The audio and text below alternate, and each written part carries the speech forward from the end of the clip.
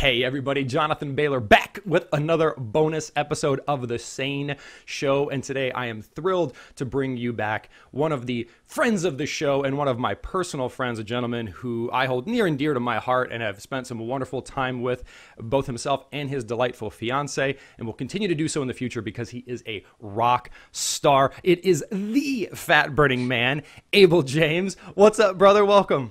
Hey, Jonathan. Thanks so much for having me.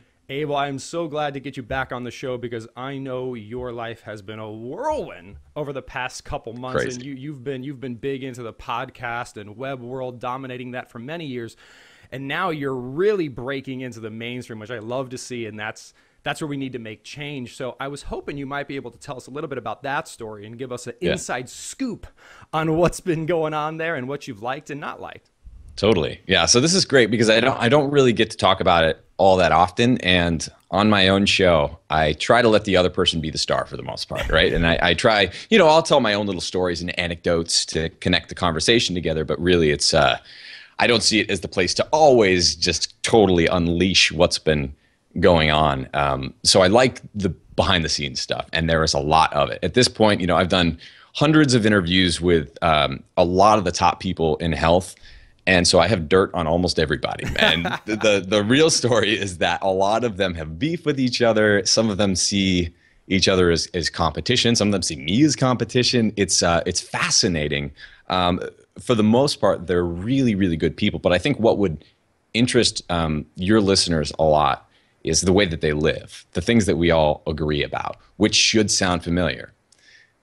One of the biggest reasons that the diet industry is so big and you're so confused is because it's in the diet industry's best interest to keep you confused.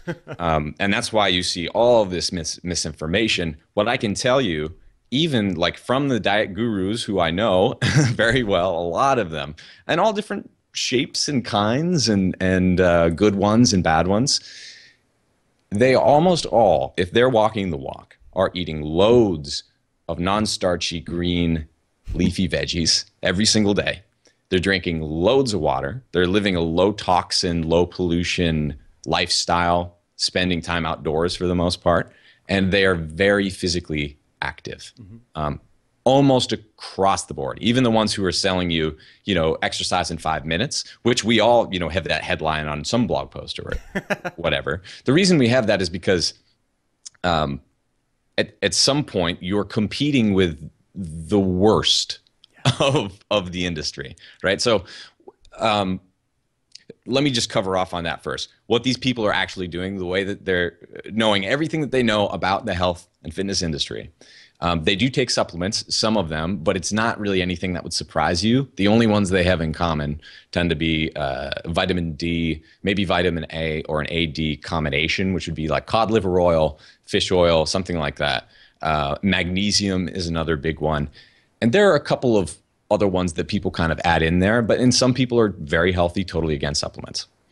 But loads of green leafy veggies, a fair amount of protein, and that could come from healthy animals or it could come from plants, but it's some form of protein. And this is just the way that people are living, and they're all physically active. So if you want to be like that, then those are the exact things that if you even do like a couple of them, you are probably going to, trend toward optimal to some degree, and that progress will get you there. So just know that you already have enough information right now to be as fit as almost any diet guru out there. And that's the secret. Like we've talked about before, Jonathan, there are no secrets, as much as people tell you there are. And even like I'm guilty of using that language as well, because it's like they seem like secrets. I got to hang out. This is super cool. The Tim McGraw band and Denny in particular, who's their lead guitarist, are big fans in the show, and they've lost. Like Denny lost 40 pounds. I have a show coming up with him. We jammed together and hung out in Austin on the tour bus with the whole Tim McGraw band,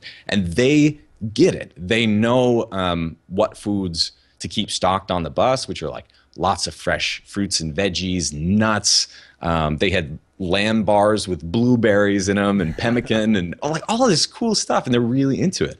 But at the same time, like how many people today are overweight or obese, not because they're, sitting around eating Doritos all the time, but because you're actually trying to do the right thing and buying the diet foods, the reduced fat, the reduced salt, the reduced cholesterol, the foods that, argue that they're good for you because they don't have something in them type foods.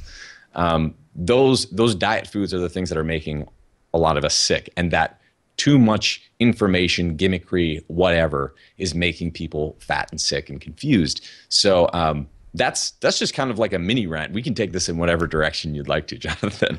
So Abel, one of the cool things about new media and the amazing show you have and the show here is that we're able to just talk, right? Like you are beholden to no sponsors, to no corporate interests. And I know now you are moving into the mainstream publishing arena. I know 2015 is just going to be epic for you. Have you or have you seen pressure to modify your message at all to accommodate that new arena you'll be performing in? Every day. I was writing in my notebook, as I do all the time, yesterday actually, and I calculated that many months ago, I reached the point where I've turned down more than $1 million just for my podcast and mailing list in advertising sponsorships and other deals of various kinds. That's obviously a lot of money. When I set out to do this, I didn't do it for the money. And that's, very obvious. It's amazing the type of solicitations that I get from people to advertise or endorse things using my name at this point. And I'm just like, you're aware that I don't have any advertising sponsorship or what have you on my show or anywhere else, right? That's like my whole deal. This is what I tell them. And they're just like, oh yeah. But here's $40,000. Does that change? And I'm like, no, that changes nothing. Like, I don't want your $40,000. And like, I'm turning down more than $40,000 a month every single month that I have my show. And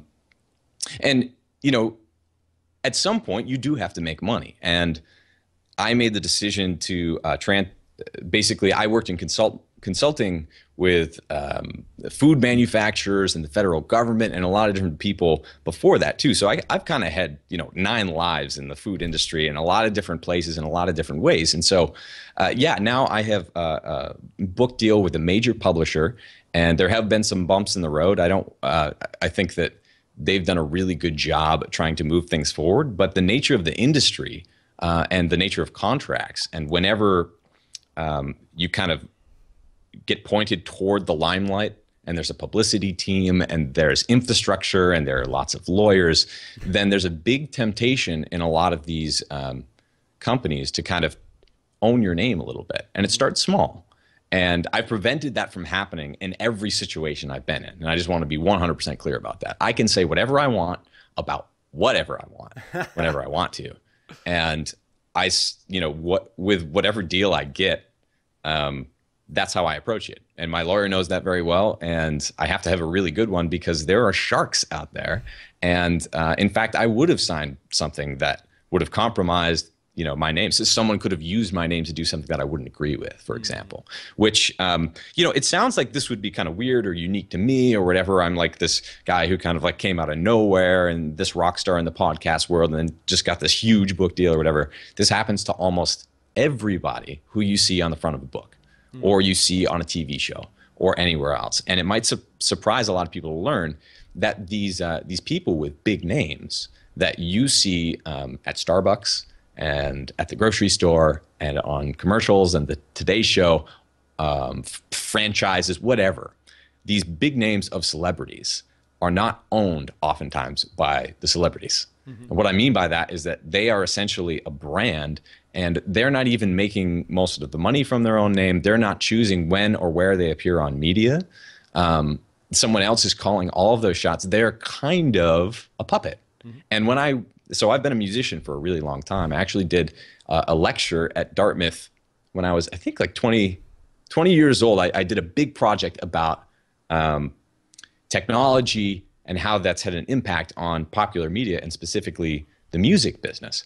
And basically what you found back then was instead of singer-songwriters like Bob Dylan that you found in the 1960s that were contributing to the popular discourse and basically making political statements and trying to be progressive with their art, you found that in order to reach triple platinum, these record companies were basically finding a hot young girl who they could mold into whatever they wanted to, and then installing a team of songwriters who would just write things off the cuff, and then professional musicians around them who are just studio musicians with no personality, basically, or they try to tone down the personality so that the only thing that sticks out is that, you know, person up front. It could be boy or girl, young or old, doesn't really matter. It's still happening now. But you have these installed bands that are putting out manufactured music. It's almost the exact same thing in the diet industry. And so I know that I'm sure you've been presented with a lot of things like that, where there is a temptation to be like, holy crap, that is a lot of money. Like, am I an idiot here? Am I crazy for like turning this down? Is there no other way? I had Tucker Max, who's become a good friend. He's also a best-selling author. I think his book was like on the New York Times bestseller charts for like 7 years straight or something like that. So he knows the business. And we were just talking about how that is kind of the way that it is. And the deals that I'm being presented with, not uncommon, kind of just like what happens in the industry. The movie industry, and he's had a movie as well, is even worse. Like they try to screw people even more. And so, yeah, there's a big problem with people assuming that because there's a talking head on TV speaking to them, maybe very sincerely, that they're speaking from the heart and mean what they say. Because I know for a fact, knowing a lot of them, that they say things that they don't mean and that they don't believe on national television, in their books, everywhere else. And that kills me. So I try not to have people like that on my show or in my materials or whatever. Sometimes it still happens, but just know that that does happen. And so choose your gurus, who should be yourself anyway, but choose your gurus very carefully. So Abel, as you're taking this road less traveled, and how do you, I mean, at the heart, we all, I mean, I don't know, I know you and Allison are getting married here soon, and then you may want to start a family, so you're going to have to potentially put some kids through college and be able to just, you know, go on some vacations and buy healthy, delicious food. What is your approach then to monetizing on this more noble path, which I too am trying to take and is not always easy. So what is the plan there? Yeah. Well, fortunately, I grew up with very little money and super scrappy. And I've been like buying and selling stuff on eBay since I was, you know, using my dad's name at 12 years old. And, you know, I've been scrappy for a long time. And so that's allowed me to kind of grow my platform, my blog, and be able to monetize it with mostly my own products or products like I built with you, like Fat Loss Masterclass, which is basically like a joint project that's information that we believe in, that's designed to include the biggest questions and interests and pains from our communities. I like to crowdsource our products. So basically, it's important to have money, I realized, in this process, as much as I kind of like resented it growing up for not having it. And I think a lot of us struggle with it. They're just like, if someone has money, they're bad or whatever. There's a lot of that psychology out there, and that's something I still struggle with.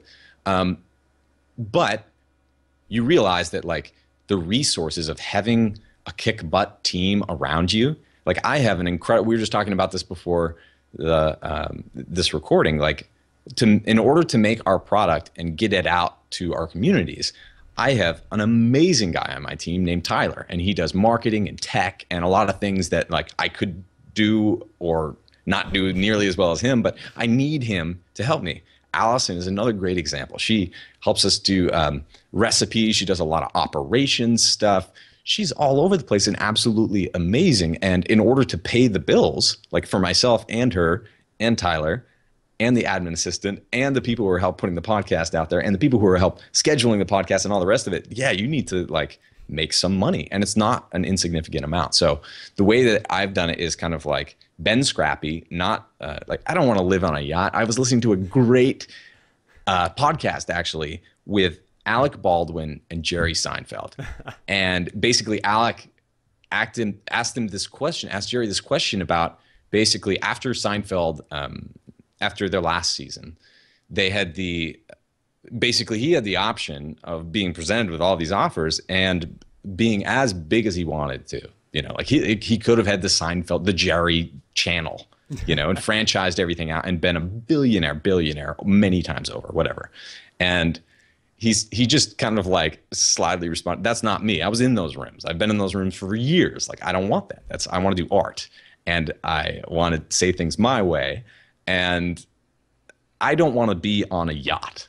I want to be on a surfboard." And that's how I tend to think about these things. And I don't want just me on the surfboard. I want everyone on a surfboard, right? Yeah. Like, I want us all to be hanging out, having a good time. And money is only really useful for trying to spread our message of truth and hiring a great team. And so the way that I do that is by, I have an app company like you do. We do mostly recipe apps, build websites. I do some consulting, and it's working out really well. And the thing that I like most about it is that I can be who I am and say what I believe in. And I'm wrong sometimes, but at least like there isn't a company puppeting me the whole time, because that just wouldn't do. Well, and that's why I'm so attracted to you, Abel, because I think, and it may also have to do with some of our similar upbringing, not only from a scrappy, more middle class to lower class upbringing, but also I know we have some experience in the technology industry, and it's common knowledge. I believe Mark Zuckerberg and the folks who invented Twitter have gone on record many times saying that, add value first. Add value for, we'll figure out how to monetize. You add value to people's lives, and it will not be hard for you in the future to make money. Now, for the they'll make up jobs for you. Exactly. In the 5-10 years it takes you to do that, you're going to need to scrape by somehow. But how much of this do you think is sort of a short-term versus a long-term focus? And where do you see yourself in the longer 10-year time frame? Yeah. I don't want to play a small game. And there are a lot of people who will try to get you to play that game as you level up in the process. And so for me, as long as I have, since I'd be happy living in a tent on a surfboard anyway, it gives me the ability and the confidence to be like, oh, you want to give me $500,000? And this just happened like 2 weeks ago. I'm like, no, I don't want $500,000.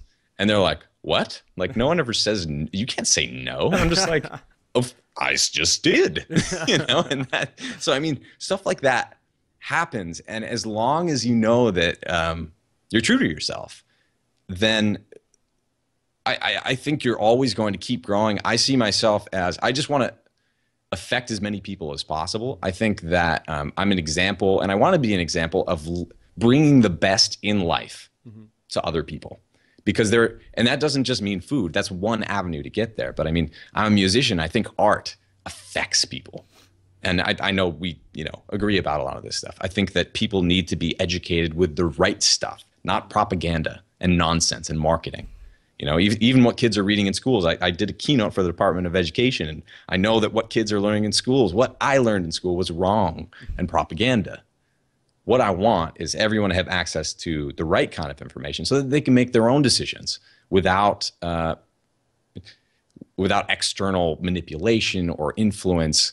They need at least the opportunity to access that information, a trusted source for that. And so I want to be that, and as big as that needs to be to make the world a better place. I'm really, really interested in technology. I'm playing kind of in health right now specifically, but I'm all about like doing one thing really, really well and then moving forward and kind of expanding from there. And health is a great way to affect people. It's one of the biggest issues of our time. There are going to be other issues. So I can't guarantee that I'll always be in exactly the same place. I didn't even predict that I would be here, but I know that I'm not going away. And I want to be, not because I want to be powerful or like make a crap load of money, but because I want to be around good people and make the world a better place. I want to be as big as I possibly can. And that's really the genesis of all of this. And no amount of money is going to change that ever.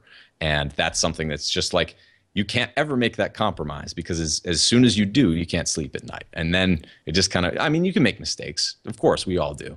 But you need to be able to sleep at night. And there are going to be many, especially if you're a type A successful type person, you're going to be presented with a lot of things that will prevent you from sleeping at night. So just say no. You like deep down, which things those are. And so that's how I live my life.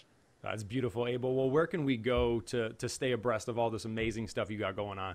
Sure. Easiest place to find me for the health stuff is fatburningman.com. And the podcast is also Fat Burning Man. And my other stuff is Abel James, Abel, and you can Google me, find my website.